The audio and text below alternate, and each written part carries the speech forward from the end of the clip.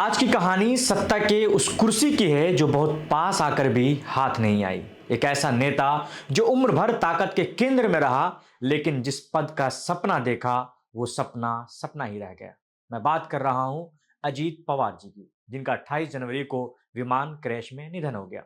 महाराष्ट्र के दिग्गज नेता रहे, जिनके बारे में कहा जाता है कि मुख्यमंत्री बनने के लिए सब कुछ था, बस किस्मत साथ नहीं थी।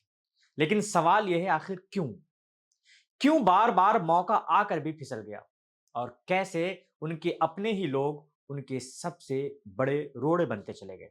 आइए पूरी कहानी शुरू से समझते हैं। अजीत पवार शरद पवार के भतीजे हैं, यानी राजनीति उनके लिए विरासत में मिली थी। घर में सत्ता, रिश्तों में राजनीति और सोच में हमेशा एक ही सपना, महाराष्ट्र का मुख्यमंत्री बनना। कम उम्र में ही अजीत पवार विधायक बन गए, फिर मंत्री बने, और देखते ही देखते सत्ता के अहम फैसलों में उनकी गिनती होने लगी। लेकिन एक बात सब जानते थे कि अजीत पवार का मिजाज तेज था, गुस्सा जल्दी आता था, और धैर्य उनकी सबसे बड़ी कमजोरी थी। यहीं से कहानी में पहला ट्विस्ट आता है। 1990 का दशक, महाराष्ट्र की राजनीति उथल पुथल से गुजर रही थी।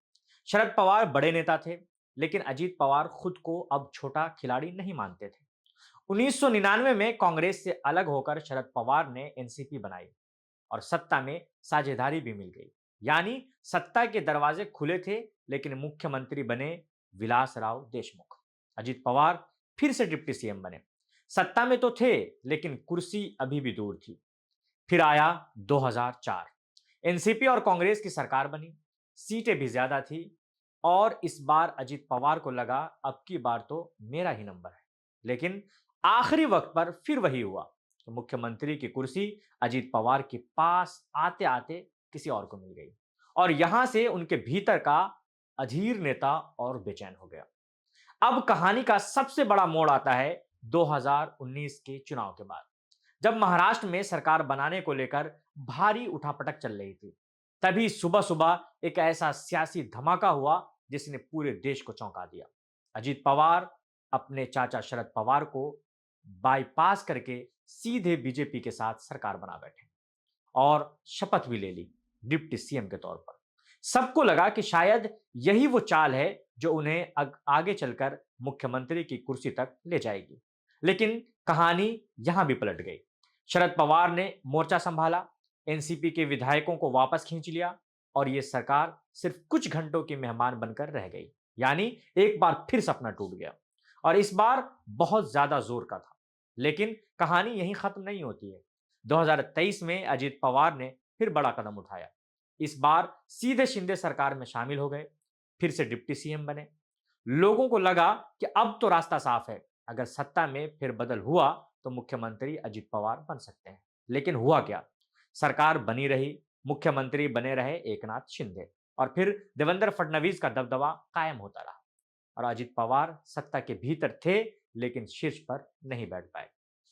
अब सवाल उठता है, आखिर ऐसा क्यों हुआ कि राजनीतिक जानकार कहते हैं कि अजीत पवार में प्रशासनिक काबिलियत थी, जमीनी पकड़ भी थी, तेज फैसले लेने की ताकत भी थी, लेकिन कमी थी राजनीतिक धैर्य की।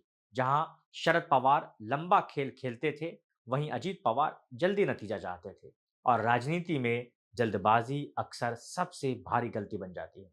एक वक्त था जब अजीत पवार खुद कहते थे कि एक दिन मैं महाराष्ट्र का मुख्यमंत्री जरूर बनूंगा। लेकिन वक्त गुजरता गया, सियासत बदलती गई, और वो कुर्सी हमेशा एक कदम दूर ही रही। आज भी अजीत पवार सत्ता में ताकतवर थे, लेकिन इतिहास के पन्नों में उनका नाम उस नेता के तौर पर दर्ज हो गया जो मुख्यमंत्री बनने के सपने के करीब थे, लेकिन वो नहीं बन पाए, और आखिरकार 28 जनवरी को विमान हादसे में उनकी मौत हो गई।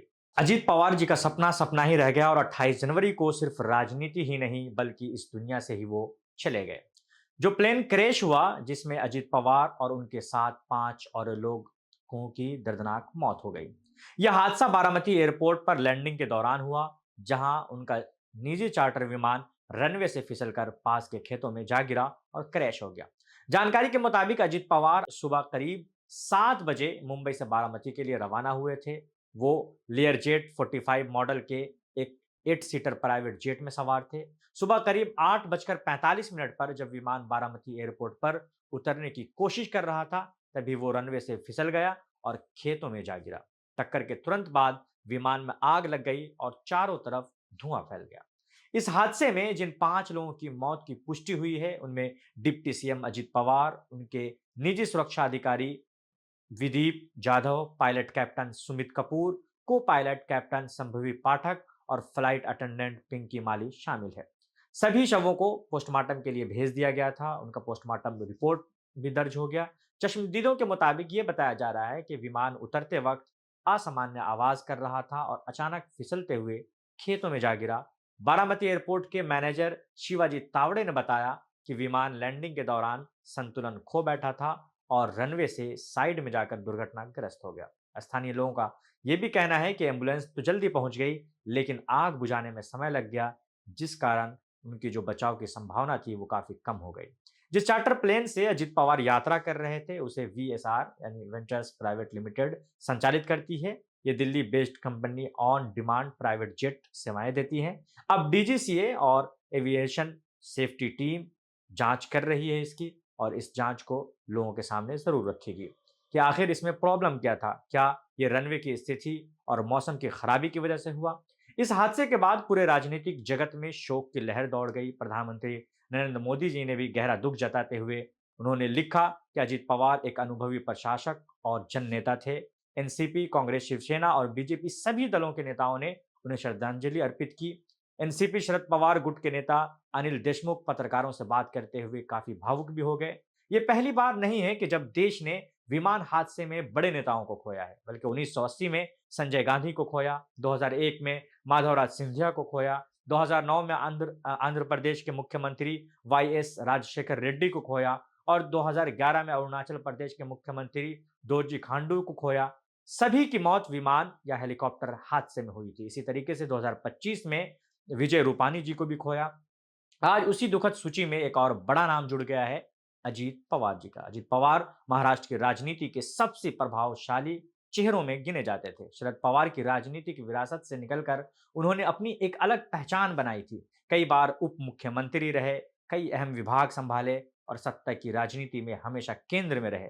उनके अचानक चले जाने से महाराष्ट्र की राजनीति में एक बड़ा शून्य पैदा हो गया है। बारामती का यह हादसा सिर्फ एक दुर्घटना नहीं, बल्कि राज्य की राजनीति के इतिहास का एक बेहद दुखद अध्याय बन गया। तमाम छोटी बड़ी खबरों के लिए आप देखते रहिए इनकलाब हिंदी। मैं कामरान सैफ।